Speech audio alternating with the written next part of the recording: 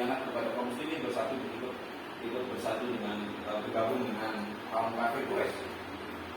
Jadi Rasulullah mendapatkan kabar bahwa orang Quraisy akan melakukan penyerangan kepada di Madinah. Ya, kabar dari intelijennya Rasulullah bahwa Madinah akan diserang oleh pasukan gabungan Quraisy. Jadi seperti Irak yang mau diserang sama gabungan Amerika misalnya gitu, atau Afghanistan yang gabungan Amerika kemarin. Seperti itulah gambarannya.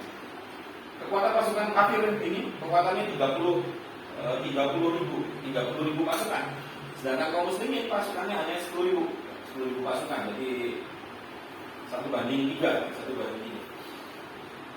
Di kondisi musim menjelang musim dingin bagi negara-negara 4 musim adalah salah satu musim yang luar biasa. Musim dingin sama musim panas. Musim panas saking panasnya, musim dingin karena dinginnya. Musim panas nggak kuat karena panasnya, musim dingin butuh asupan logistik yang sangat banyak.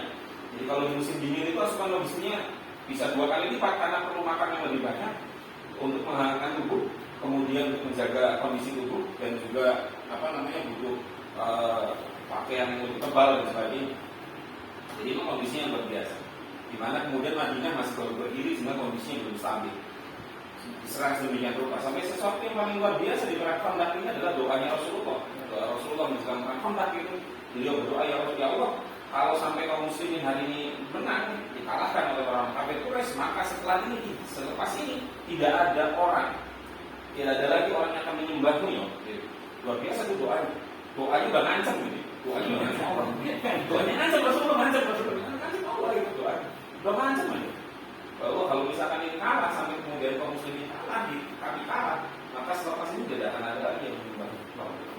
Berduga kenapa? Karena kondisinya sudah luar biasa. Untuk Rasulullah sendiri sudah kehabisan akal untuk bagaimana strategi yang harus dilakukan. Sampai kemudian dapat strategi dari Salman Al-Farisi untuk membangun parit. Khandaq itu artinya parit. Ini paritnya. Parit ini panjangnya berbeda-beda riwayatnya. Ada yang 5, ada yang 6, ada yang 7, ada yang 8. Dari antara 5 sampai 8 km. 5 sampai 8 km. Ambil tengah-tengah lah, 6,5 lah sekitar gitu. Karena jelas pasti ngukurnya juga kita nggak ada yang secara presisi, hanya sekedar timah-timah. Sekitar 6 km. 6 km lebar 5 meter, sekitar 5 meter sampai kemudian kuda Arab yang gede-gede itu nggak bisa nyebrang. Kalau nyebrang pasti jatuh ke bawah, jatuh ke dalam parit.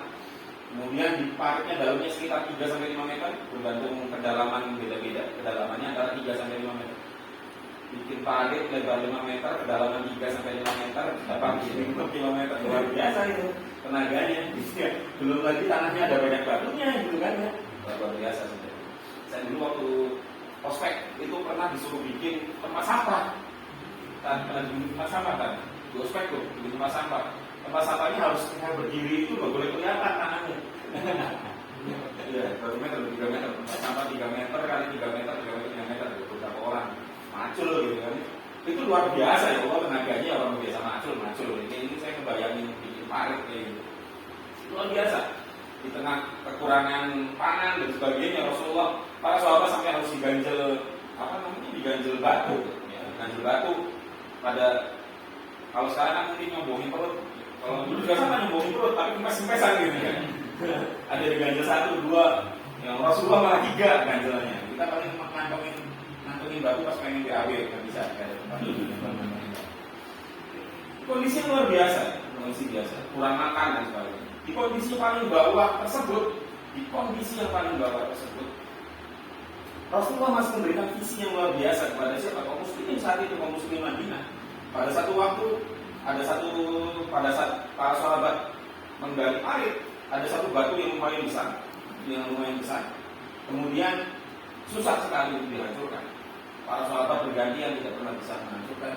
Kemudian dilaporkan kepada Rasulullah, ada satu batu yang susah sekali dihancurkan. Maka Rasulullah pernah mengambil martil, palu yang kecil, martil yang besar.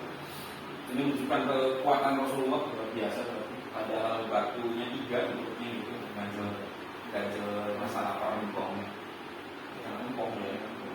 pakai martil, kemudian dipukullah batu itu dengan sambil mengucapkan asma Allah sembilan, kemudian dipecahkanlah batu.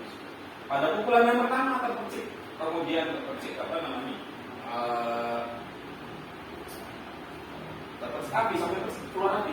Pukul pertama itu percikan api. Kemudian Rasulullah dalam satu riwayat hadis disebutkan bahwa Rasulullah pada saat itu mengatakan bahwa telah nampak di hadapanku istana merah, Syams. Jadi Syams itu adalah istana warnanya merah, istana merah Syams. Itu menunjukkan apa? Bahwa suatu saat nanti kaum muslimin akan menaklukkan Syams. Kemudian yang kedua, belum pecah, pukul kembali yang kedua. Yang ketika yang kedua dipukul, maka terpercik lagi. Dan kata Rasulullah menyatakan, telah nampak di hadapanku, aku memasuki istana putih. Istana putih, istana Persia. Ini juga menunjukkan bahwa kaum muslimin satu saat saja akan menaklukkan Persia. Syams dan Persia, Syams itu Romawi, di bawah Romawi. Sedangkan Persia itu ya satu wilayah tersebut, kekaisaran sendiri. Kalau kita bicara geopolitik, kondisi politik saat itu, Romawi itu ibarat Amerika Serikat. Kalau Persia itu ibarat Rusia gitu kalau sekarang. Jadi dua kekuatan barat dan timur, sama-sama dua-duanya negara adidaya. Dalam kondisi paling lemah sekalipun, Rasulullah menyampaikan kepada para sahabat bahwa suatu saat nanti kita kaum muslimin akan menaklukkan Syams dan menaklukkan Persia. Pada pukulan ketiga yang kemudian mengakibatkan Nasrul Babil itu, Rasulullah mengatakan, aku menerima kunci Yaman, kunci gerbang Yaman. Nanti Yaman akan ditaklukkan juga. Itulah kekuatan visi ini. Dalam kondisi paling rendah, kaum muslimin masih punya apa? Kondisi ideal yang ingin dicapai. Itu apa? Kaum muslimin negara Madinah bisa menaklukkan Syams, Persia, dan Yaman. Ibarat sekarang itu mungkin ngomong gitu, Indonesia suatu saat nanti akan menaklukkan Amerika Serikat. Diketawain mesti kita ngomong kayak gitu sekarang.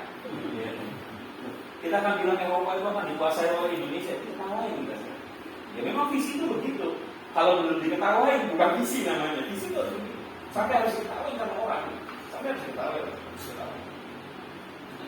Lalu bagaimana caranya agar kita bisa mewujudkan visi itu? Dan termasuk yang tadi disampaikan, saya kemudian rangkum dalam satu hadis Rasulullah SAW yang diriwayatkan dari Abu Hurairah dalam kitab Sahih Muslim. 5 langkah menjadi mungkin visioner. Maksudnya bahasa lainnya adalah bagaimana kemudian mewujudkan visi itu. Apa yang langkah berdasarkan hadis riwayat Imam Muslim nomor 2664. Jadi Rasulullah SAW bukan sekedar